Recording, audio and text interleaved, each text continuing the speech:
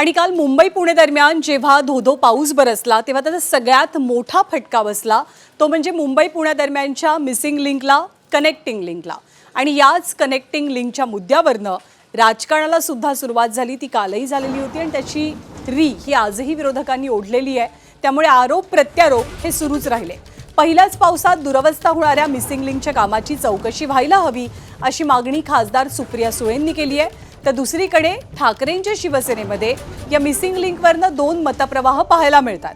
Missing link पाण्यात वाहून गेल्यामुळे कंत्राटदाराला त्याचे पैसे मिळाल्याचा आरोप संजय राऊत करत असताना सरकारनं तातडीनं केलेल्या कारवाईसाठी मिलिंद नार्वेकरांनी मात्र सरकारची पाठ थोपटली।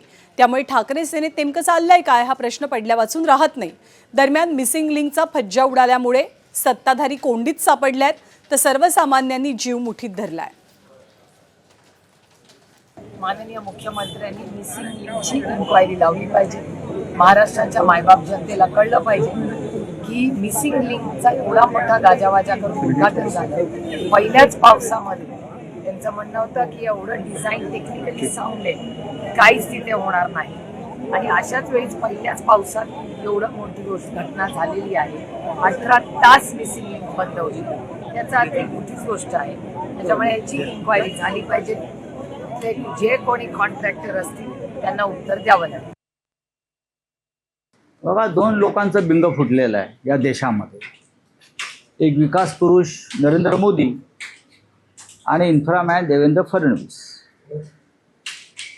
म्हणजे जे काय खड्डे पडले आहेत, एक खड्डा पडला आहे, दोन खड्डे पडले 67 बरं का 6700 कोटी काल एका झटक्यात वाहून गेले। कमिशन दलाली मिळाली, ती वाहून नाही गेली। भारतीय जनता पक्षाला निधी मिळाला त्यातून, पण सरकारचे साधारण 4500 कोटी त्याच्यामध्ये वाहून गेले। मिसिंग लिंक सुरू करताना एवढी घाई का केली सरकारने? उद्घाटनाची लवकर सुरू करायची, फटाफट काम आटोपा, ही घाई आणि प्रेशर जो होता हा सरकारचा होता, हे मान्य केलं पाहिजे। दुसरी गोष्ट अशी की जो कंत्राटदार आहे, ज्याच्याकडे आता किमान 2 लाख कोटीची कामं आहेत, तो मेगा इंजिनिअरिंग, आता यांच्याकडून कामाची अपेक्षा, चांगल्या कामाची अपेक्षा कशी ठेवणार? कारण त्यांनी भारतीय जनता पक्षाला 900 कोटी रुपयाचा इलेक्ट्रॉनिक बॉन्ड दिला। आता हा माणूस 900 कोटी रुपये जर एखाद्या राजकीय पक्षाला देत असेल तर त्याच्याकडून चांगलं काम, उत्कृष्ट काम अपेक्षा कशी ठेवणार? म्हणून मला असं वाटतं की या सगळ्या प्रकरणाची मुख्यमंत्र्यांनी चौकशी करावी आणि हे कामाचा दर्जा, कामाची स्थिती आणि त्यात झालेल्या काही मिसिंग धनाचा त्याची चौकशी करून पुढे पाऊल उचलावं अशी आमची मागणी आहे। तर मिसिंग लिंकवरनं राजकारण चांगलंच तापलेलं आहे आणि विरोधकांनी सत्ताधाऱ्यांना चांगलंच धारेवर धरलं।